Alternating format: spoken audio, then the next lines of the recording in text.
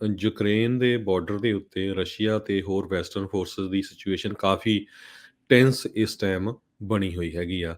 ਅੱਜ ਪ੍ਰੈਜ਼ੀਡੈਂਟ ਜੋ ਬਾਈਡਨ ਹੋਰਾਂ ਨੇ ਇਹ ਕਿਹਾ ਆ ਵੀ ਜੇ ਯੂਕਰੇਨ ਦੇ ਵਿੱਚ ਉੱਥੇ ਦੀ ਸਰਕਾਰ ਨੂੰ ਹੋਰ ਜੈਟਸ ਜਾਂ ਵਾਰਸ਼ਿਪਸ ਜਾਂ ਮਿਲਟਰੀ ਸਪੈਸ਼ਲਿਸਟ ਦੀ ਕਿਸੇ ਤਰ੍ਹਾਂ ਦੀ ਵੀ ਜ਼ਰੂਰਤ ਹੋਈ, ਖਾਸ ਕਰਕੇ ਨਾਟੋ ਦੇ ਈਸਟਰਨ ਫਲੈਂਕ ਦੇ ਵਿੱਚ, ਤੇ ਅਸੀਂ ਹੋਰ ਵੀ ਭੇਜਾਂਗੇ।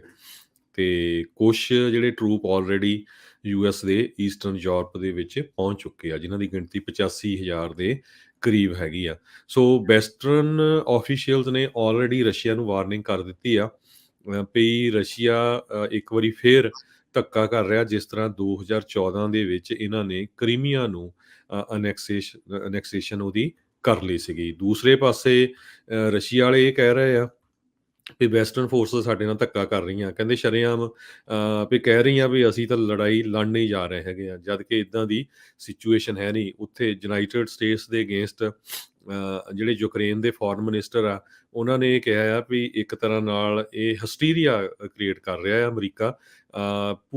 ਪਿਓਰ ਨਾਜ਼ੀਜ਼, ਪੂਰੇ ਤਰ੍ਹਾਂ ਜਿਹੜੇ ਕਹਿੰਦੇ ਨਾਜ਼ੀਜ਼ ਆ, ਉਹਨਾਂ ਨੂੰ ਪਾਵਰ 'ਤੇ ਲਿਆ ਕੇ ਰਸ਼ੀਆ ਦੇ ਬਾਰਡਰ ਦੇ ਉੱਤੇ ਇੱਕ ਤਰ੍ਹਾਂ ਨਾਲ ਅਮਰੀਕਾ ਵਾਲੇ ਜਿਹੜੇ ਆ ਉਹ ਜਿਹੜੀ ਲੜਾਈ ਛੇੜਨੀ ਚਾਹੁੰਦੇ ਆ, ਉਹਨਾਂ ਲੋਕਾਂ ਨੂੰ ਹੀਰੋ ਬਣਾਉਣਾ ਚਾਹੁੰਦੇ ਆ ਜਿਹੜੇ ਹਿਟਲਰ ਦੇ ਨਾਲ ਰਲ ਕੇ ਲੜੇ ਸੀਗੇ। ਤੇ ਇਹ ਮੀਟਿੰਗ 'ਚ ਹੁਣ ਕਾਫੀ ਤੱਤੀ ਬਿਆਨਬਾਜ਼ੀ ਜਿਹੜੀ ਯੂਨਾਈਟਿਡ ਨੇਸ਼ਨ ਸਿਕਿਉਰਿਟੀ ਕੌਂਸਲ ਆ, ਉੱਥੇ ਦੇ ਰਸ਼ੀਆ ਦੇ ਐਂਬੈਸਡਰ ਵਸੀਲੀ ਨਵੈਂਸੀਆ, ਉਹਨਾਂ ਨੇ ਕੀਤੀ ਹੈਗੀ ਆ। ਜੀ 1,30,000 ਦੇ ਤਕਰੀਬਨ ਰੂਸੀ ਫੌਜੀ ਜਿਹੜੇ ਯੂਕਰੇਨ ਦੇ ਬਾਰਡਰ ਦੇ ਨਜ਼ਦੀਕ ਜਿਹੜੇ ਉਹ ਤੈਨਾਤ ਹੈਗੇ ਨੇ, ਵੱਖ-ਵੱਖ ਜਿਹੜੇ ਉਹ ਥਾਵਾਂ ਦੇ ਉੱਤੇ।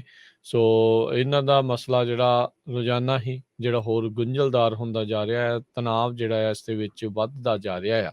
ਉਧਰ ਯੂਰਪ ਨੂੰ ਜਿਹੜੀ ਨੈਚੁਰਲ ਗੈਸ ਦੀ ਕਮੀ ਨਾ ਖਲੇ ਵੀ ਜੇ ਇਸ ਦੇ ਵਿੱਚ ਰੂਸ, ਕਿਉਂਕਿ ਰੂਸ ਨੂੰ ਇਹਨਾਂ ਨੇ ਸੈਂਕਸ਼ਨਸ ਦਾ ਡਰਾਵਾ ਜਿਹੜਾ ਉਹ ਲਗਾਤਾਰ ਦੇ ਰਹੇ ਆ, ਆਪਣੇ ਫੌਜੀ ਵੀ ਜਿਹੜੇ ਉਹ ਘਲਾ ਰਹੇ ਨੇ, ਤੇ ਉਹਨਾਂ ਨੂੰ ਇਹ ਆ ਵੀ ਜੇ ਰੂਸ ਨੇ ਨੈਚੁਰਲ ਗੈਸ ਕੱਟ ਦਿੱਤੀ ਯੂਰਪ ਨੂੰ, ਤਾਂ ਯੂਰਪ ਤਾਂ ਠੰਡ ਦੇ ਵਿੱਚ ਕੁੰਗੜ ਜੂ।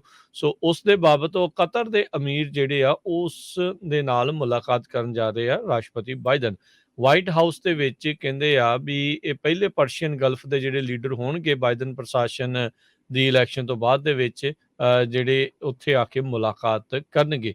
ਸੋ ਉਸ ਇਲਾਕੇ ਦੇ ਨਾਲ ਕਿਸ ਤਰੀਕੇ ਦੇ ਸੰਬੰਧ ਜਿਹੜੇ ਹੋਣਗੇ, ਉਸ ਦੇ ਵਿੱਚ ਵੀ ਤਬਦੀਲੀ ਆ ਸਕਦੀ ਆ। ਸੋ ਜੇ ਯੂਕਰੇਨ ਦਾ ਇਹ ਮਸਲਾ ਵਾਰ ਤੱਕ ਨੂੰ ਜਿਹੜਾ ਉਹ ਜਾਂਦਾ ਆ, ਤਾਂ ਰਸ਼ੀਆ ਜਿਹੜਾ ਆ ਓਬਵੀਅਸਲੀ ਇਹਨਾਂ ਨੂੰ ਜਿਹੜੀ ਨੈਚੁਰਲ ਗੈਸ ਦੀ ਸਪਲਾਈ ਦਿੰਦਾ ਆ, ਉਸ ਨੂੰ ਉਹ ਰੋਕ ਸਕਦਾ ਆ। ਇੱਥੇ ਜਿਹੜਾ ਹਰਜੋਤ ਸਿੰਘ ਜੀ ਬੜੇ ਵਿਚਾਰਯੋਗ ਗੱਲ ਇਹ ਹੈਗੀ, ਯੂਕਰੇਨ ਇਸ ਟਾਈਮ ਹਰ ਇੱਕ ਚੀਜ਼ ਨੂੰ ਖੁਦ ਡੀ-ਐਸਕੇਲੇਟ ਕਰਨ ਦੀ ਕੋਸ਼ਿਸ਼ ਕਰ ਰਿਹਾ ਆ। ਯੂਕਰੇਨ ਖੁਦ ਨਹੀਂ ਚਾਹੁੰਦਾ ਵੀ ਜਿਹੜੀ ਆ ਇੱਥੇ ਕੋਈ ਜੰਗ ਜਿਹੜੀ ਉਹ ਲੱਗੇ।